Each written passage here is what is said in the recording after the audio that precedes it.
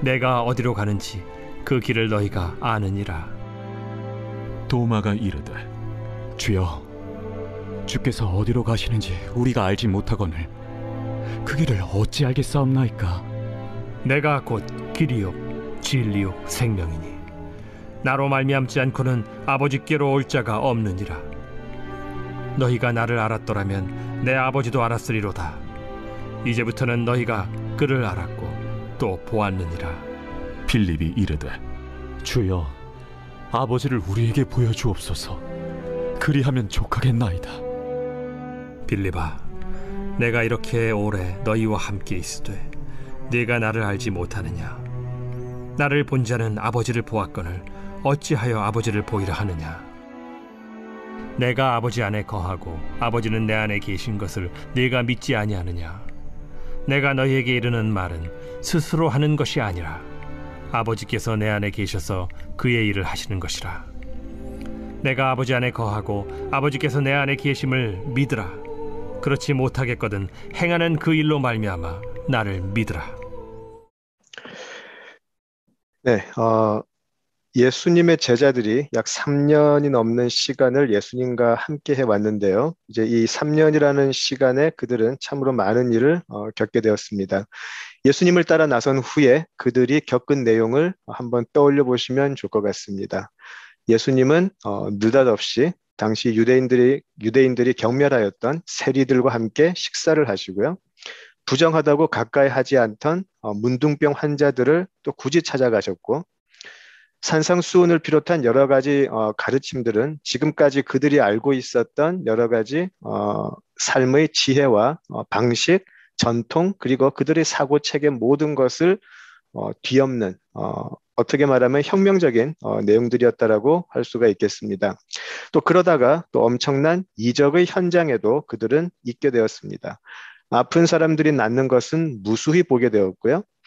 5천 명, 또 7천 명이 넘는 사람들이 아무 먹을 것이 없는 곳에서 배불리 먹는 이적의 현장에 그들은 목격자로, 증인으로, 또 당사자로 있기도 하였습니다.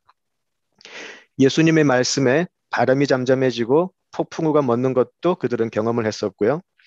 태어나면서부터 맹인이었던 사람이 눈을 뜨는 것도 그들은 보았습니다. 급기야 죽은 사람이 살아나는 것도 목격하게 되었고요.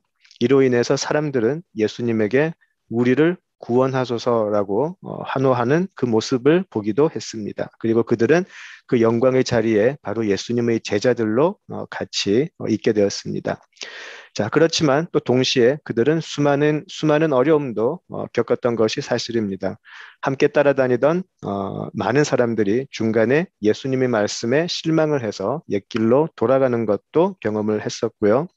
무엇보다 유대 지도자들은 늘 예수님을 못마땅하게 여겼고 그리고 예수님을 잡아 죽이려고 했기 때문에 늘 그들을 피해서 옮겨 다니는 일이 일상이 되었다라고도 할 수가 있겠습니다.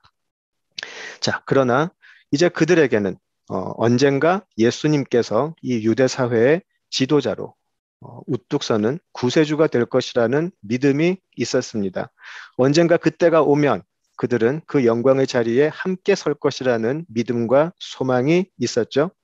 자, 이 믿음이 또 그리고 이 소망이 그들로 하여금 너무나 혹독했던 어려움들을 이길 수 있는 힘이 되었을 거라 생각이 됩니다. 그리고 드디어 예수님께서는 영광의 때가 왔다라고 예수님 말씀을 하셨습니다. 자, 많은 사람들의 군중의 환호 속에 이제 예수님과 제자들은 예루살렘에 입성을 하게 되었는데, 자, 이제 13장과 14장을 보시면 이제 마지막 영광의 시간을 앞두고 있는 제자들에게 말할 수 없는 혼란이 생기기 시작되는 것을 볼 수가 있습니다.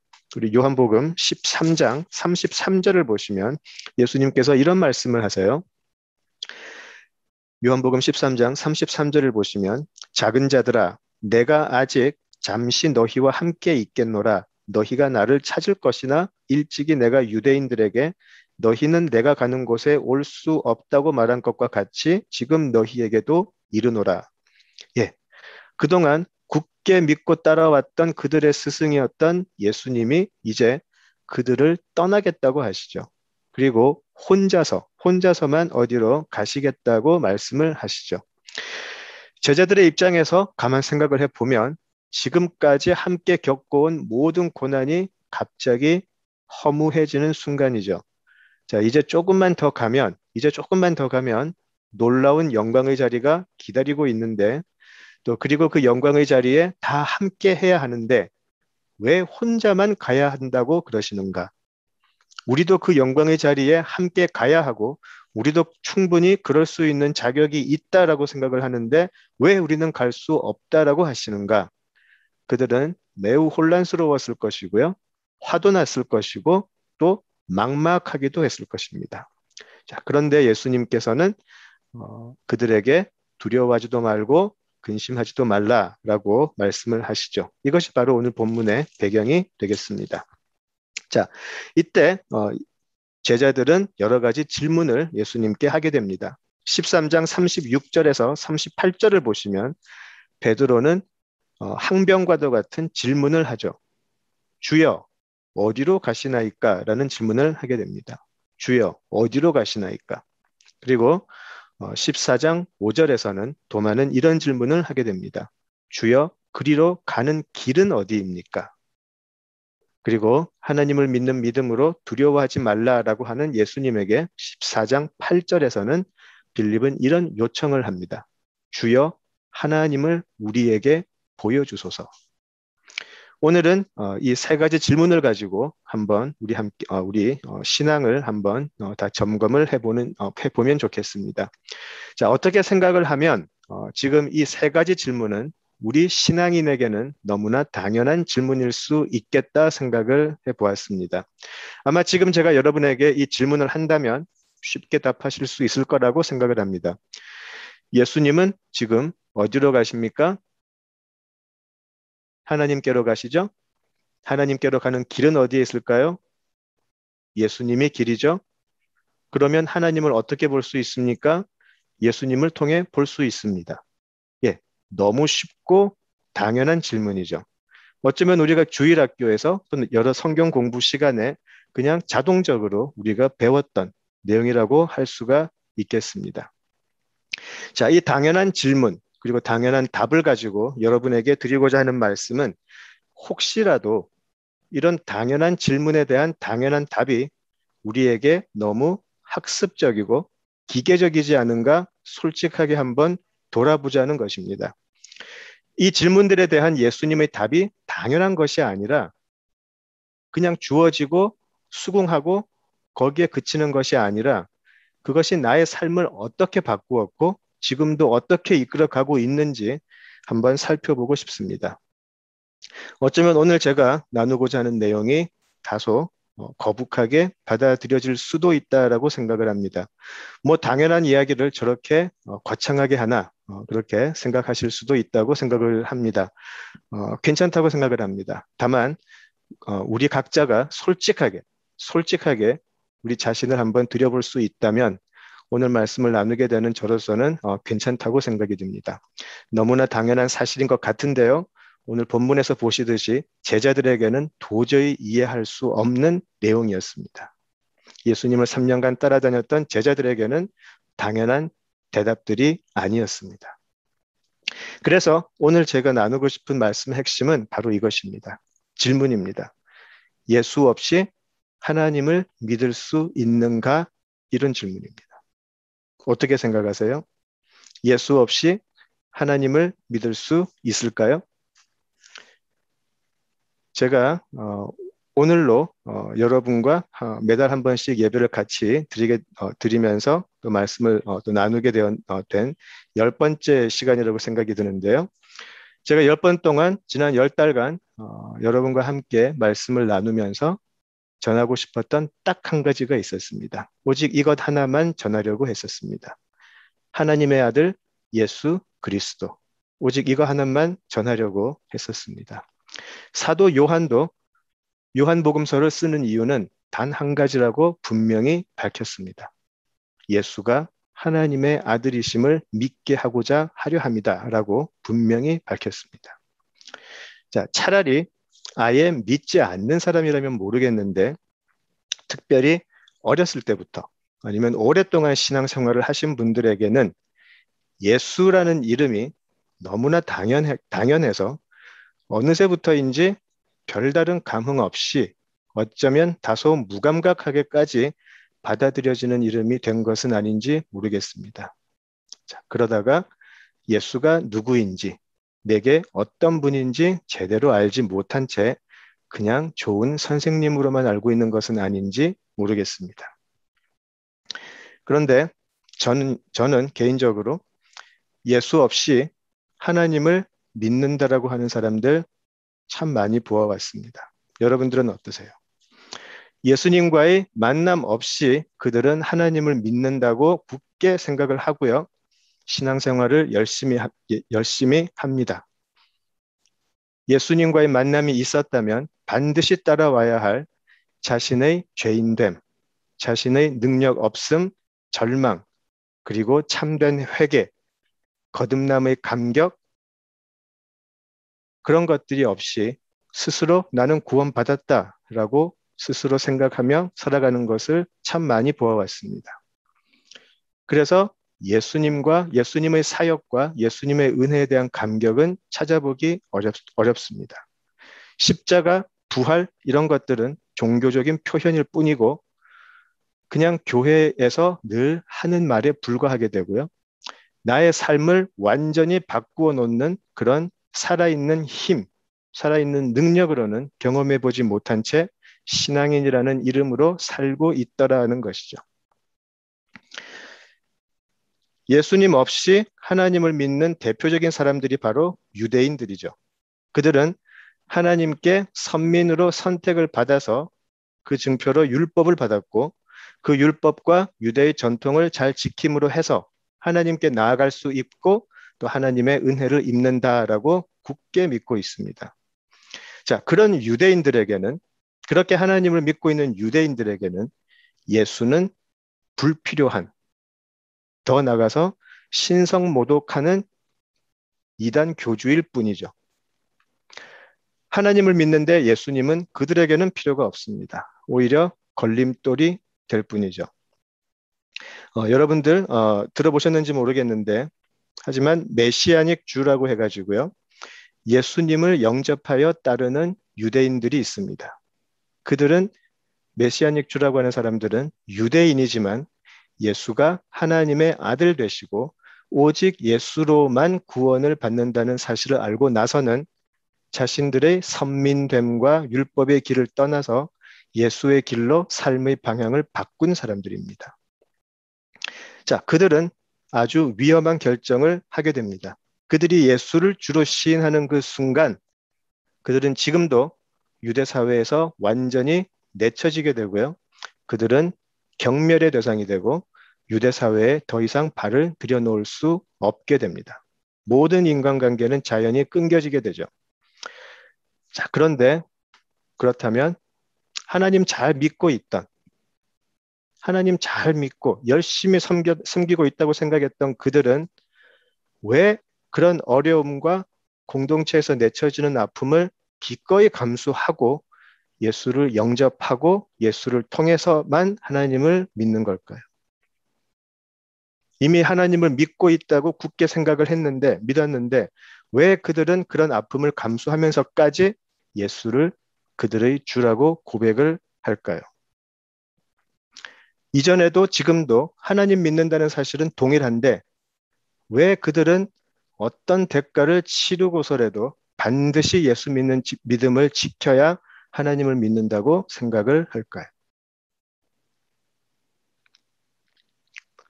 주변에서 오랫동안 신앙생활하는 가운데 저는 하나님을 믿는다고 하지만 사실은 예수님을 만난 적이 없는 사람들을 수도 없이 보아왔습니다.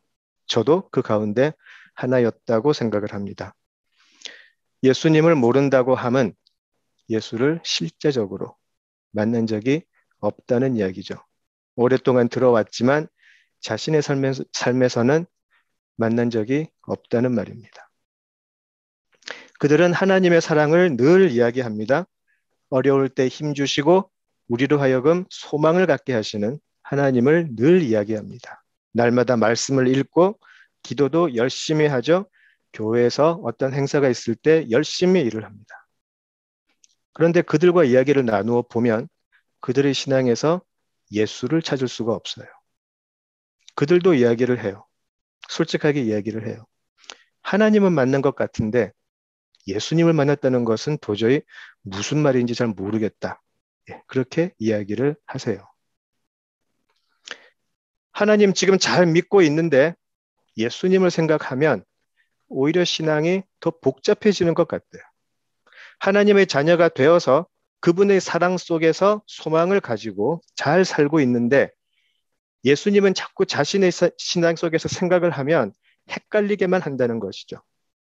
예수라는 이름은 마음에 감격을 주는 그 이상은 아닌, 그렇다고 또 부인할 수는 없는 그런 어정쩡한 존재로 그들의 신앙 속에 늘 있어 왔다라는 고백인 것이죠. 어떻게 생각하세요? 예수 믿는 믿음, 여러분도 보아 오셨는지 모르겠어요. 예수 없이 하나님을 믿는 믿음.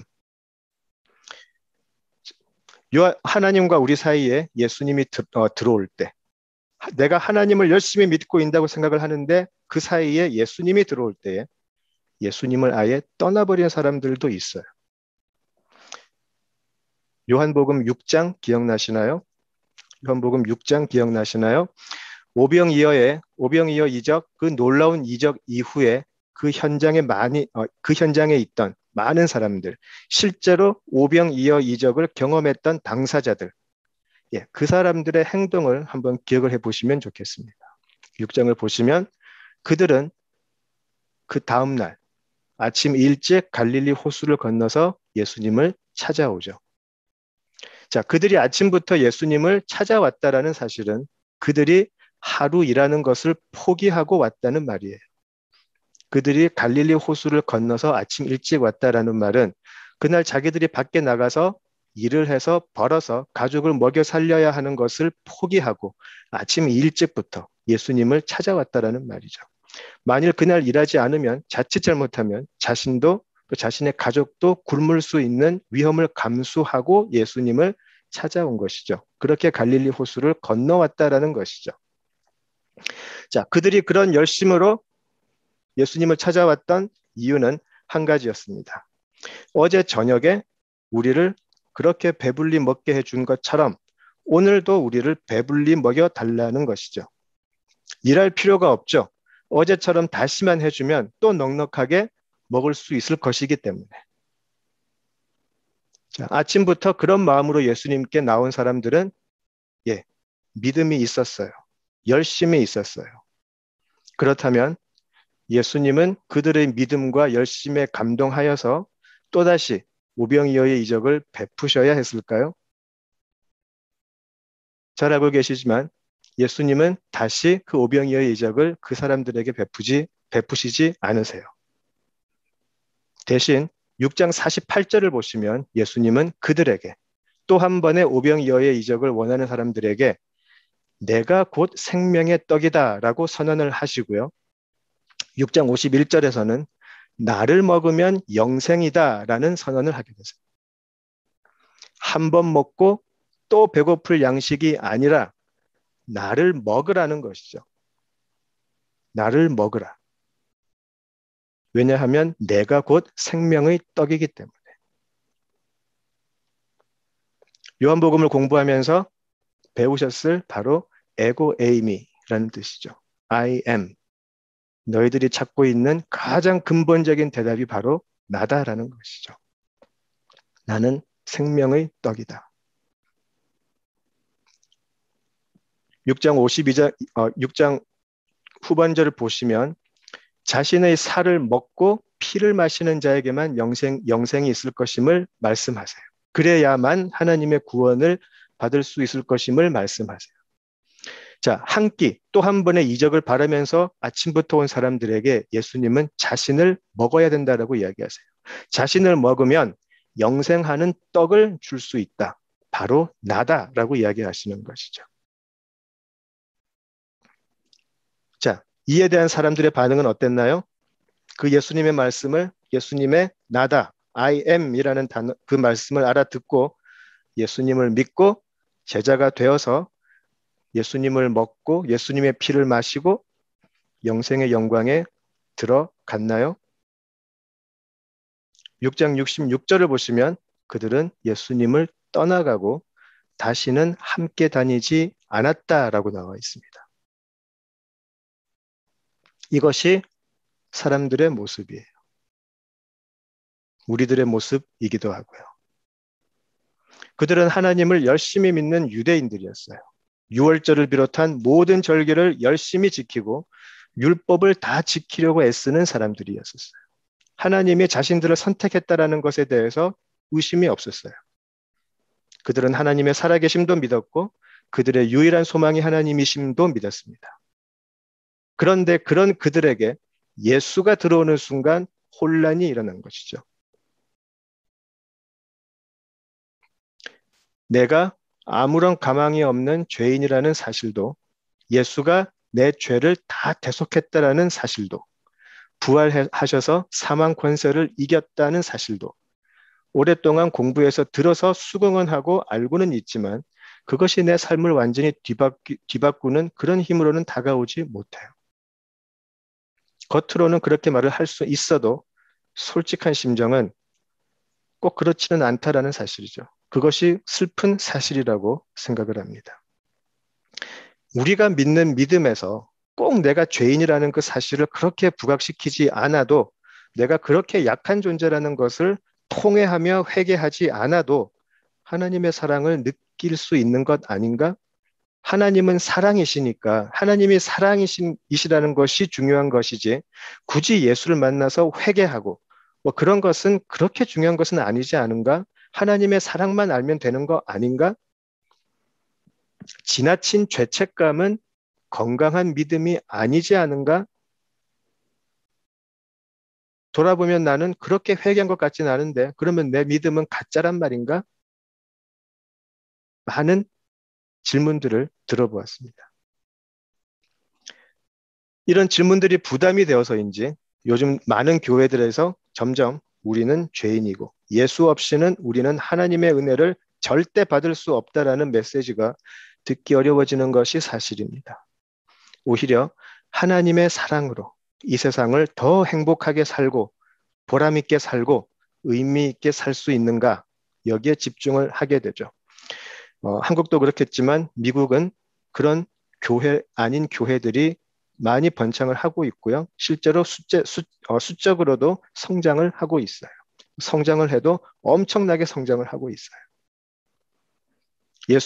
예수님의 메시지를 들고 이렇게 예수를 만나지 않으면 당신의 믿음은 하나님 앞에서 인정받을 수 없다라고 말을 하면 오히려 손가락질 받기 딱 좋죠. 왜 그렇게 믿음을 어렵게 풀려고 그러느냐? 예수를 주로 입으로 시인하면 다 구원받는다고 하는데 왜 그렇게 어렵게 고민하느냐? 그렇게 반응을 하죠. 자, 사탄도 예수님을 그렇게 광야에서 미혹을 했습니다. 하나님의 아들이면 성에서 뛰어내려라. 어려운 거 아니지 않느냐? 돌로 빵을 만들어라. 그러면 다들 그 모습 보고 예수님을 믿지 않겠나? 쉽게 가면 되지 뭘 그렇게 어렵게 가느냐? 사탄도 하나님의 말씀을 그대로 들고 예수님을 미혹했죠. 그래서 우리는 예배에 꼬박꼬박 참석하고 헌금 잘하고 성경 공부 열심히 나가고 그러면 그것이 참된 믿음의 표시라고 생각을 합니다. 예, 그것이 참된 믿음의 표시일 수 있죠. 참된 믿음의 표시일 수 있습니다. 그러나 아닐 수도 있다라는 사실입니다. 자, 이 모든 것에 대해서 한때 예수를 죽이려고, 예수 믿는 사람들을 죽이려고 했던 바울. 그러나 예수를 만나고 난 뒤에 완전히 예수 때문에 온 인생을 뒤바뀌어져 버린 바울. 그 바울은 뭐라고 하는지 한번 보겠습니다. 우리 로마서 10장으로 한번 같이 가보실까요? 로마서 10장으로 한번 같이 가보시겠습니다. 로마서 10장 2절, 3절 읽어보겠습니다. 로마서 10장 2절, 3절입니다. 내가 증언하노니 그들이 하나님께 열심히 있으나 올바른 지식을 따른 것이 아니니라. 하나님의 의를 모르고 자기 의를 세우려고 힘써 하나님의 의에 복종하지 아니하였느니라. 예, 바울은 자신의 옛 모습까지 포함을 해서 하나님께 열심은 있지만 올바른 지식을 따른 것은 아니었다라고 이야기를 합니다. 그래서 그들이 열심을 부린 만큼 오히려 그들은 하나님께 열심히 복종하지 않은 것이 되어버렸다라고 이야기를 합니다. 어떻게 생각하세요? 그저 믿음이 열심만 있으면 되는 걸까요? 사도 바울은 누구보다도 열심인 바리새인이었죠. 누구보다도 열심히 하나님을 믿는 바리새인이었어요. 그런데 그는 올바른 지식을 따른 것은 아니었다라고 이야기를 합니다.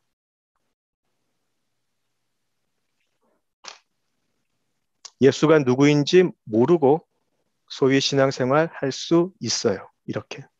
예수님을 잘 모르니까 잘 믿지도 못한 채 나는 하나님을 믿는다라고 신앙생활 할 수 있어요. 다만 올바른 지식 없이, 그리고 올바른 지식이 없는 열심은 성경은 분명히 말씀합니다. 불순종이다라고 이야기합니다. 그러면 그 올바른 지식이라는 것이 과연 무엇이겠냐라는 것이죠. 무엇이 그러면 올바른 지식이겠냐라는 것입니다. 자, 그 올바른 지식이 무엇인지 보기 위해서 이제 오늘 본문으로 돌아와 보겠습니다. 요한복음 14장으로 한번 돌아와 보겠습니다. 자, 도마는 묻습니다. 예수님에게. 예수님이 지금 가시는 곳이 어딘지도 모르는데 우리가 그곳에 가는 길을 어떻게 알겠습니까? 도대체 그 길은 어디에 있습니까? 여기에 예수님께서 대답하시죠. 내가 곧 길이요 진리요 생명이다. 예, 길이 도대체 어디 있습니까? 라고 물어보는 도마에게 예수님이 나다. 내가 진리의 길이고 내가 생명의 길이다. 라고 이야기하세요. 다시 한번 에고 에이미가 나옵니다. I am, 나다. 네가 그렇게 찾는 길이 나다. 라고 이야기하세요. 오병이어 이적 다음 날 사람들이 물었습니다. 떡을 주십시오. 떡이 어디 있습니까? I am, 나다. 내가 생명의 떡이다. 라고 대답을 하셨죠. 사마리아 여인이 물었습니다. 물을 주세요. 물이 어디 있습니까? I am, 내가 물이다. 내가 생명수다. 그렇게 대답을 하시죠. 바리새인들에게 이야기하세요. 내가 양의 문이다. 내가 선한 목자다. 그리고 죽은 오라비 앞에서 울고 있는 마르다에게 말씀하세요. I am, 내가 부활이고 내가 생명이다. 라고 이야기하세요. 제자들과 사람들의 여러 질문에 대한 예수님의 대답은 바로 이것이었어요. 그리고 이것을 말씀하시기 위해서 하나님은 그 독생자 예수를 보내셨어요. I am, 나다. 바로 나다. 도마가 질문한 길이 어디에 있습니까? 라는 질문에 대한 답은 바로 I am, 나다 였어요. 그리고 나를 보았으면 아버지도 본 것이다. 나를 알았으면 아버지를 안 것이다. 그러니까 두려워하지 마라. 그러니까 근심하지 마라. 그런데 빌립이 계속해서 질문을 합니다. 그러면 주여, 아버지를 보여주세요. 예수님을 보면 아버지를 보는 것이라고 했는데 아버지 보여주세요라고 질문을 합니다. 빌립이. 어떻게 생각하면 우리 신앙을 가진 사람들에게 가장 중요한 기도가 아닐까 생각이 돼요. 하나님의 영광을 우리 눈앞에 보여주세요. 하나님의 얼굴을 우리에게 보여주세요. 하나님께서 지금 우리와 함께 하심을 보여주세요. 하나님께서 살아계심을 알게 해주세요. 그러나 슬프게도 아담 이후로 그 누구도 하나님을 볼 수가 없게 되어버렸어요. 하나님을 보는 자는 우리는 죄인이기 때문에 다 죽을 수밖에 없기 때문이죠. 우리를 위해서 하나님은 우리로 하여금 자신을 보지 못하게 하셨음을 우리가 출애굽기에서 보게 됩니다. 자, 그럼 어떻게 할까요? 영원히 하나님과 우리는 화해하지 못하고 우리는 영원히 하나님을 볼 수 없는 것일까요? 이에 대한 단 하나의 해결책, 하나밖에 없죠. 우리가 가지 못하니까, 우리가 하나님을 볼 수 없으니까 하나님께서 사람이 되어서 자신을 보여주는 길밖에는 없어요. 우리가 하나님께로 나아갈 수 없으니 하나님께서 우리에게 찾아오시는 것이죠. 그것을 우리는 성육신이라고 부릅니다. 우리가 하나님이 되어서, 우리가 신이 되어서, 우리가 완벽하게 되어서 하나님께 갈 수 없으니까 하나님이 사람의 몸을 입고 신이 오시는 것이죠. 그래서 우리가 하나님을 볼 수 있게. 이 성육신에 대한 기쁨과 감격을 가지고 계신지 모르겠어요. 이제 성탄의 계절이 다가오는데 이 성육신의 기쁨과 감격이 어떻게 다가올지 모르겠습니다. 하나님이 사람이 되어서 이 땅에 오셨다는 것이 어떤 감격으로 다가오시나요? 말이 되지가 않죠? 예. 우리가 우리 자신의 본질을 알 수 있다면, 창조주 하나님이 이 죄악의 세상에 나 때문에 찾아오신다? 말이 되지가 않죠. 말이 되지 않는 것이 복음이에요. 말이 되지 않는데 하나님은 찾아오세요. 우리의 삶을, 이 세상을 침노하시듯이 찾아오세요. 그리고 I am, 나다 라고 이야기하세요. 예수님께서 나를 본 자는 아버지를 보았다라고 하시니까 빌립은 그럼 아버지를 보여주세요라고 질문을 하죠. 그때 예수님의 대답, 아버지를 보여달라고, 나를 보았는데 아버지를 알지 못하니 3년 동안 함께했던 제자 빌립이죠. 3년여간의 시간을 두고 예수님은 이렇게 오래라고 이야기하세요. 이렇게 오래 나와 함께 했으면서, 나를 알지 못하느냐? 그렇게 이야기하세요. 3년은 고사하고 우리가 평생의 신앙생활을 한다고 하지만, 이렇게 오래 신앙생활을 한다고 하지만 우리는 여전히 예수님을 모를 수 있다라는 사실이 그냥 슬프게 느껴집니다. 하나님께서는 절대로 자신을 우리에게서 숨기시는 분이 아니세요. 하나님이 우리 자신을 우리에게서 숨기시려고 하신다면 성육신이라는 것은 있을 필요도 없었겠죠. 계속 계시면 되죠, 그 자리에. 어차피 우리는 하나님을 보지 못하니까. 그러나 하나님은 우리를 찾아오시는 분이세요. 우리가 율법을 완벽하게 지켜낼 때까지 기다리시는 것도 아니고요. 우리가 완벽하게 되어서 하나님을 찾아갈 때까지 기다리시지 않으시죠. 그런 일은 일어날 수 없기 때문입니다. 그래서 하나님은 우리를 찾아오세요. 태어나면서부터 영적 맹인이었던 우리들, 그래서 할 수 있는 거라고는 세상에서 구걸밖에 하지 못하는 우리들을 찾아오세요. 사마리아 여인 같은 우리에게 찾아오세요. 죽음이라는 절망 앞에서 아무 힘 없이 그냥 슬퍼하면서 통곡하고 있는 우리에게 찾아오세요. 그리고 그렇게 찾아오신 하나님은 우리가 받아야 할 모든 죄악의 대가를 혼자 다 받아내세요. 그렇게 우리를 찾아오시고 우리를 살리세요. 어떻게 해요? 독생하신 그 하나님을 통해서, 예수 그리스도를 통해서. 이 찾아오신 하나님, 우리 세상으로 찾아오신 하나님을 만난 사람들은 하나님의 나라를 보게 됩니다. 그리고 그 하나님의 나라로, 그 하나님 나라로 이끄는 길로 이제는 삶의 방향을 완전히 바꿔버려요. 보았기 때문에, 예수를 만났기 때문에.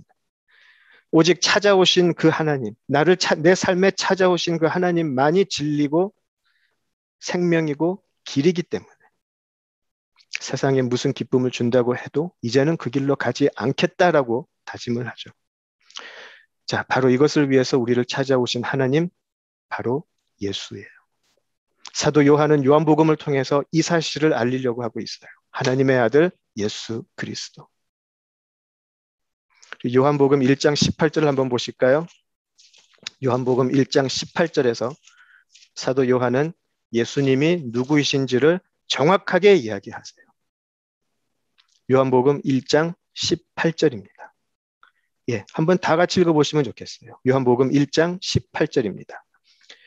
본래 하나님을 본 사람이 없으되 아버지 품속에 있는 독생하신 하나님이 나타내셨느니라. 예.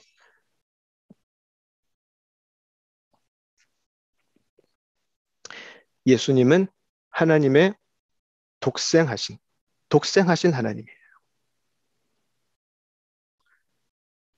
하나님은 우리를 찾아오시고 우리를 보이셨어요. 이제 우리는 하나님이 우리를 찾아오지 않으셨다라고 핑계치 못할 거예요. 오직 독생하신 하나님, 그 예수를 통해서 보이셨어요.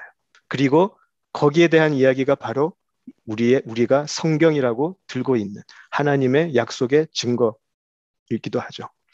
예수가 하는 모든 일들이 하나님의 일이었고 예수가 하시는 모든 말씀이 하나님의 말씀이었어요. 예수께서 보이실 십자가의 대속은 하나님의 우리를 향한 사랑의 절정이자 완성이었죠. 하나님은 예수를 통해서 우리에게 그대로 자신을 보여주셨어요. 오직 독생하신 하나님이신 예수 그리스도를 통해서만.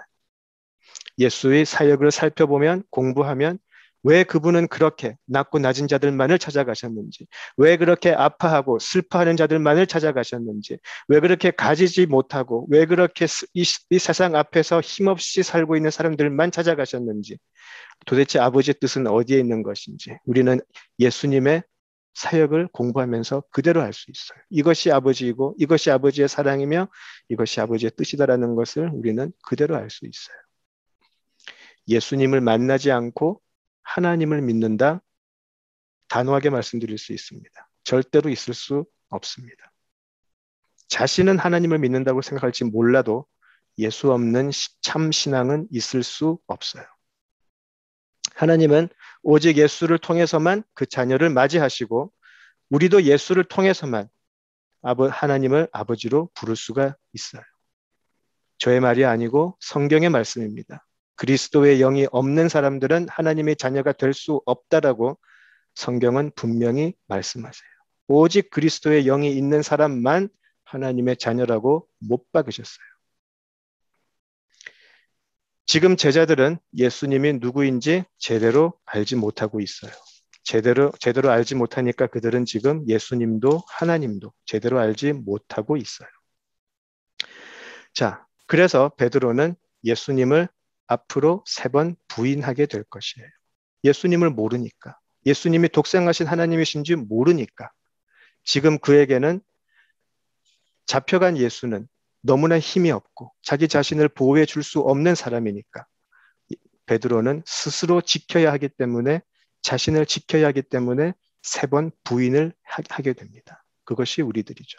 하나님을 믿지 못하고 예수를 통해서 하나님을 만나지 못한 사람들은 입으로는 주여 주여 하지만 마지막엔 우리는 하나님이 아닌 우리 자신을 선택하게 될 것이에요. 언제나 제자들은 십자가 이후에 그들은 불안과 공포에 떨게 될 것이에요. 그들은 예수가 누구인지 모르기 때문에 그렇습니다. 그들을 지켜주겠다라고 약속하신 분이 누구인지를 모르기 때문에 생명의 근원이시고 생명의 길이신 예수를 모르기 때문에 그들은 불안해하고 두려움에 휩싸일 것이에요. 그런데 반전이 일어나죠. 그들이 부활하신 예수님을 만나고 난 후에 그리고 그들에게 성령이 임한 후에 그들은 완전히 변하게 될 것이에요. 그들이 참으로 예수님을 만나 예수가 누군지 알게 되고 난 후에 그들의 모습은 완전히 변하게 될 것이에요. 그들이 3년간 모시고 다닌 예수가 바로 독생하신 하나님이셨다라는 것을 알고 난 후에는 그들은 이제 예수를 부인하는 것이 아니고 이제 나는 예수님께서 가신 십자가의 길을 나도 따라가겠다라고 나서는 사람으로 변해간다는 것입니다. 오히려 나 같은 사람을 그 십자가의 길에 초대해 주심에 감사하고 감격해서 따라가죠. 바로 양이 그 목자의 음성을 듣고 따라 나가는 것처럼 말입니다.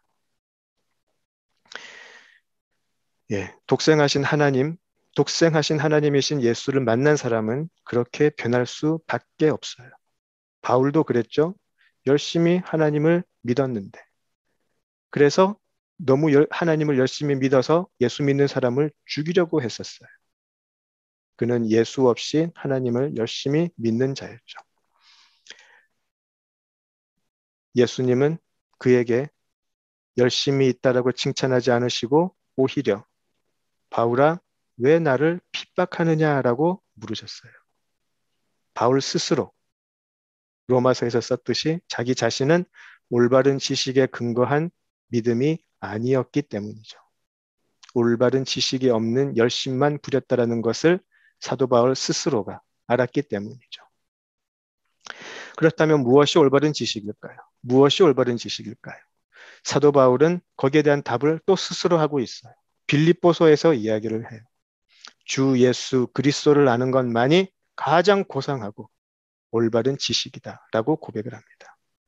그 가장 고상한 예수 그리스도를 아는 그 지식 때문에 그는 예전에 그가 했던 모든 일들을 배설물로 쓰레기로 여긴다고 기록을 합니다. 예수를 만나고 나니까 예수 외에 다른 모든 것들은 다 쓰레기고 배설물로밖에 보일 수가 없다라는 고백이죠. 바울뿐만이 아닙니다. 히브리서에서 말했던 구름같이 허다한 증인들이 있어요. 예수를 만나고 나서 그들의 삶은 완전히 바뀌어버렸어요. 살아있는 하나님의 아들, 독생하신 하나님 예수를 만나고 나서는 이때까지 멀쩡하게 잘 살고 있던 길을 다 내팽개치고 스스로 십자가의 길로 가는 사람들이 구름같이 허다하게 많은 것을 우리는 알고 있어요. 도대체 무엇 때문에 세상이 알아주지도 않는 그런 곳에서 자신과 가족의 목숨과 평안까지도 던지고 예수를 전하려고 할까요? 도대체 왜 예수 때문에 고난을 자처하고 세상의 흐름에 반대로 서서 살아가려고 애쓰는 것일까요? 왜 우리는 남들처럼 적당히 요령도 좀 부려가면서 적당히 꾀도 부려가면서 그래서 세상에 적당히 살지 못하고 왜 예수의 이름으로 이렇게 힘들게 살려고 할까요? 여러분 모두에게 드리고 싶은 질문입니다. 여러분의 삶의 이 어려움 속에서 예수 믿고 살아가는 이 어려움들 속에서 예수님께서 I am 나다라고 이야기하실 때 여러분은 그 음성이 들리시나요? 여러분은 살면서 얼마나 많은 걱정과 두려움에 휩싸이시나요? 저도 그래요. 저는 태어나면서부터 저는 태생적으로 많은 두려움을 가지고 살고 있어요. 성격도 그렇지만 저는 늘 두려움이 끊이지 않는 삶을 살고 있어요. 여러 순간순간 덮치는 두려움이 저를 사로잡을 때가 지금도 얼마나 많은지 모르겠어요. 솔직하게 말씀을 드리면. 그럴 때마다 성경에서 예수님의 말씀을 들어요. I am, 나다. 전에는 이 대답이 너무 허황되고 제가 가지고 있는 여러 문제에 아무 도움이 되지가 않았었어요. 비현실적으로 들리고 아무런 위로가 되지가 않았었어요. 그러나 독생하신 하나님 예수 그리스도를 알면 알아갈수록 말할 수 없는 확신, 말할 수 없는 소망을 바로 이 대답에서 듣게 돼요. 나다. 내가 길이고 진리고 생명이다. 내가 하나님이다. 예수님이 독생하신 하나님이시기 때문에 저는 그 음성을 믿고 따라갑니다. 사망의 음침한 골짜기를 갈 때도 있었지만 그 I am이라고 하시는 그 음성을 의지하고 저는 따라갑니다. 오직 독생하신 하나님의 아들, 그 예수의 음성만을 듣고 따라갑니다. 그래서 시편 23편에서 말하는 것처럼 그 모든 길을 지나고 나서 내 아버지 집에 영원히 거하리로다. 그런 찬양을 할 날을 기대하고 소망하고 있어요. 오늘 어쩌면 여러분이 너무나 잘 알고 있는 내용을 너무 길고 또 장황하게 이야기한 것은 아닌지 모르겠습니다. 당연히 오랜 신앙생활을 통해서 예수를 알아왔고 또 따라가고 계시는 것 잘 알고 있어요. 그러나 예수 이야기는 절대로 지루하거나 당연한 것이 될 수가 없다라고도 생각을 합니다. 예수님이 복음이시기 때문에 그리고 그 복음은 결코 지루해서는 안 되고 늘 새로워야 되기 때문입니다. 또한 우리 하늘시야 공동체에서도 하나님께 더 가까이 가고 싶어서 더 하나님과 확실한 관계를 가지고 싶어서 애쓰는 분이 많다는 것도 잘 알고 있어요. 그런 분들이 여러분들 같이 하나님께 더 나아가기를 원하는 분들이 종종 저에게 물어볼 때가 있어요. 어떻게 하나님을 더 가까이, 하나님을 더 잘 알 수 있을까요? 어떻게 하나님을 더 가까이 할 수 있을까요? 어떤 비결이 있을까요? 그런 질문을 종종 하세요. 제가 가진 유일한 비결은 하나밖에 없습니다. 예수 그리스도. 저에게는 다른 비결은 없어요. 왜냐하면 하나님은 하나님을 찾는 사람들에게 오직 예수를 통해서만 만나주시기 때문이에요. 오직 예수를 통해서만, 독생하신 하나님 예수 그리스도만을 통해서 하나님은 자신을 보여주시고 또한 우리로 하여금 자녀 삼으시기 때문입니다. 몸부림치시면 좋겠어요. 더 예수를 알게 해달라고 더 몸부림치시면 좋겠어요. 하나님은 이미 예수를 보여주셨어요. 성경 속에 예수님은 무엇을 하셨는지, 어떤 말씀을 하셨는지, 어떤 가르침을 주셨는지, 예수님의 십자가는 도대체 무슨 의미인지, 예수님의 부활은 어떠한 것인지 더 몸부림치시면서 알아가시면 좋겠습니다. 그 가운데 마침내 성령이 임하여 살아계신 하나님의 아들 예수를 만나실 때가 분명히 올 것이라고 저는 믿습니다. 말할 수 없는 통회가 올 것이에요. 말할 수 없는 탄식과 회개가 올 거예요. 그러나 동시에 말할 수 없는 기쁨과 감격도 찾아올 거예요.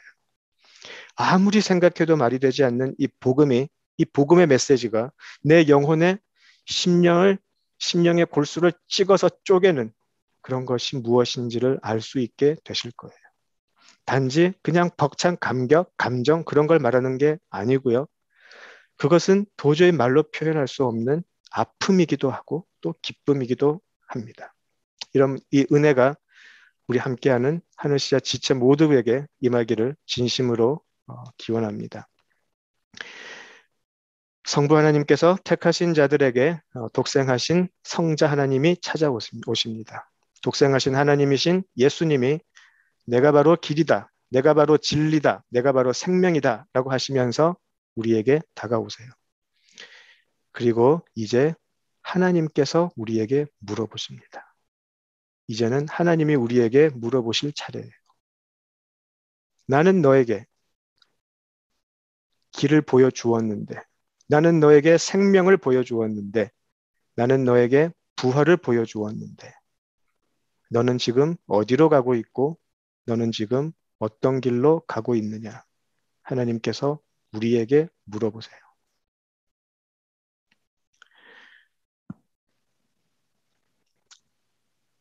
우리에게는